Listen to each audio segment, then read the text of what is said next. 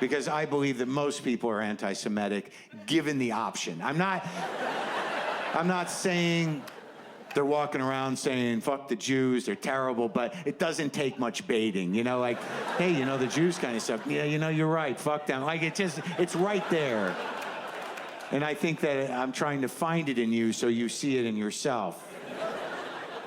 But I know you're asking, why are Jews so amazing? Where does that creativity come from? And I'll do a quick impression of Jewish creativity for you right now. This is my impression of Jewish creativity.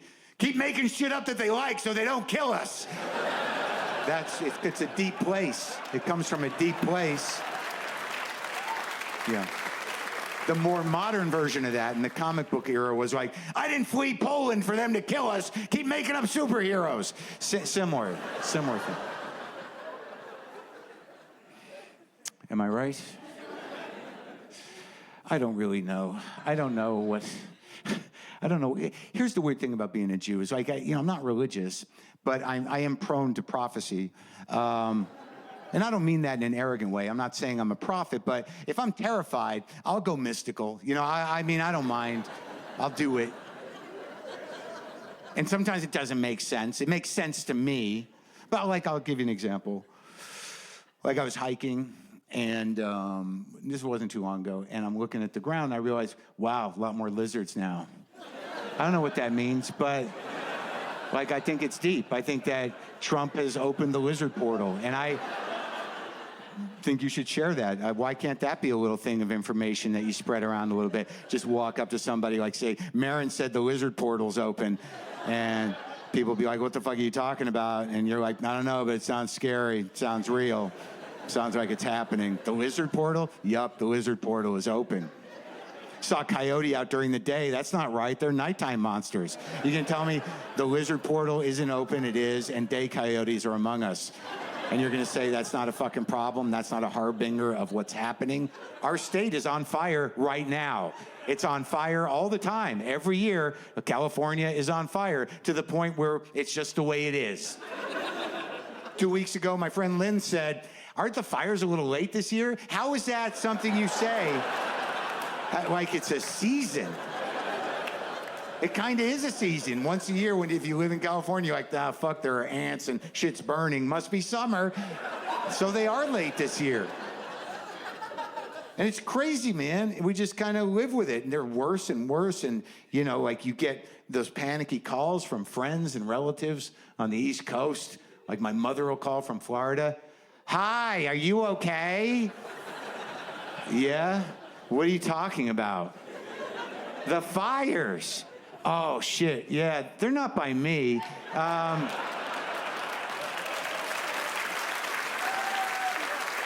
Did they say where they are on the news where you are? Where? Oh, shit, that is kind of by me. Hold on a second. I'm going to take a look out my front door here. Oh, shit, Ma, I got to call you back. I can see the fires. They're like right here. Yeah, I got to call you back. I got to get a selfie with these fires. Fire's getting close. Hashtag ouchie. Hashtag end times. Hashtag Los Angeles 2019. It's happening. Yeah, I don't know what it's going to take to get everybody, to get, like, you would think at this point that haven't we been entertained enough? Weird thing for me to say, but Jesus. Isn't there something that could bring everyone together and just realize, we've got to put a stop to, almost everything? Right? Oh my God, what would it take? Something terrible. That's what brings people together. Nothing good. Occasionally a concert outdoors. But that never really goes anywhere.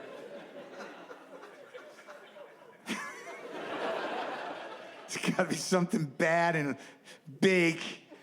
Get everyone to fucking snap out of this whatever it is, trance of I think we do it adaptively. I think it's sort of like, I'm doing what I can in my life. Well, that's not enough. You know, I don't know what it'll take. Was the sky have to catch on fire? Would that do it? If we all walked outside and like, oh, we fucked it. Fucking sky's on fire. God damn it. I knew we were in trouble, but fuck, it made the jump from land to sky. This is bad. One guy standing there, it's not on me, man. I brought my bags. Some other dude in the back going, Hannity says this is normal. What the fuck are you talking about? I watched Hannity today. He summed it up, man. He said the sky caught fire, I think in India, 1902. Burned for 3 days, and it rained for like a month. So don't believe the libtard spin on this. What are you talking about? Burning sky's good for America. What does that even mean? A lot of jobs in a burning sky. That doesn't even make sense, stupid. Jews set the sky on fire. Yeah, of course they did. I knew it would get to that. Then some other doughy guy just standing there, maybe in his little baseball hat going, come on, Iron Man. Come on, Iron Man. This is your time. I know you're real.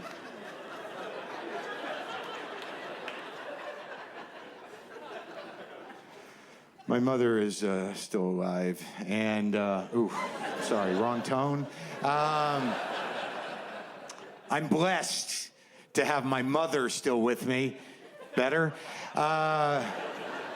No, she's still around. That's good. And I think she's part of it, the whole end thing.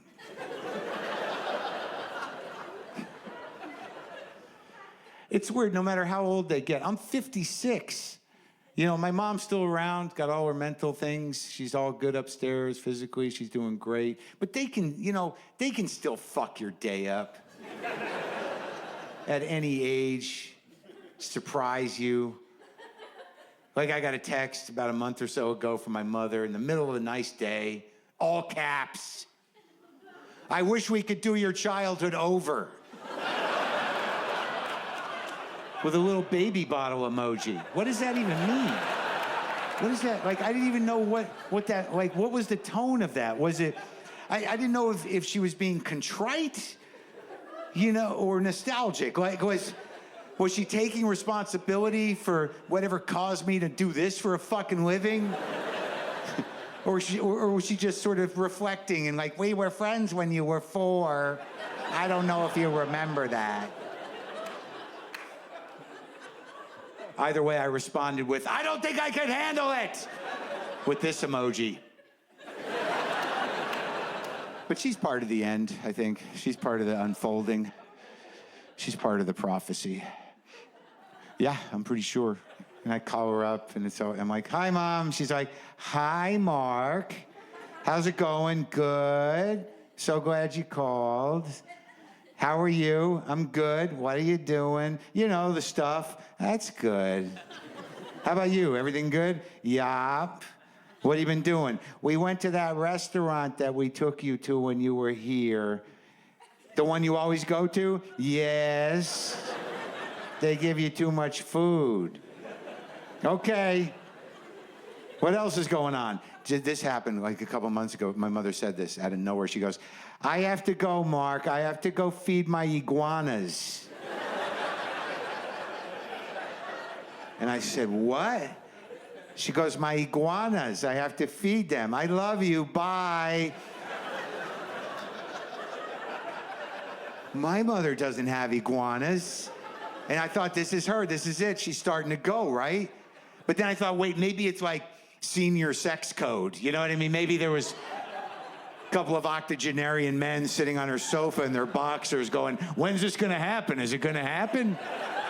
You can laugh at that. She's my mother. You don't have to respect her. She can take the hit. She likes to be talked about.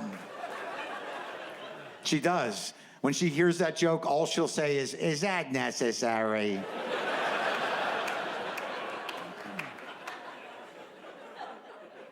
But iguanas, man. I did a Google search on South Florida and iguanas. Yeah. Turns out there's a massive iguana problem in South Florida. They're all over the place. They're out of control. They're eating through power lines. They're showing up in cars and homes. There's literally iguanas fucking everywhere. So yes, the lizard portal is open. All over the world.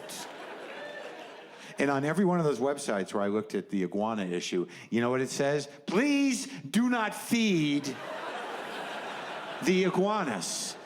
But my mother has taken it upon herself to, I assume she thinks she's feeding the same few iguanas every day out behind her house, like they're her friends. She's just down there going like, look, this is some food from the restaurant we took my son to when he was here. They give you so much food. I hope you enjoy it. Look at your tongue. Look at the tongue. Look at the tongue. Now, and if that isn't written somewhere in the prophetic books, when the aging Jewish witch feeds the dinosaurs off her deck, the return of the Christ is upon us. I believe it's in Revelation, and I just want to say, that's my mommy, and I'm proud of her.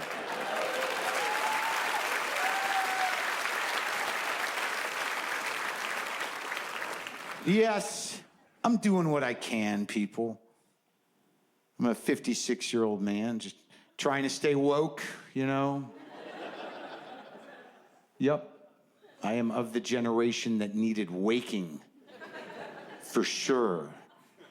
I think I'm about 85% woke, and the other 15 I keep to myself.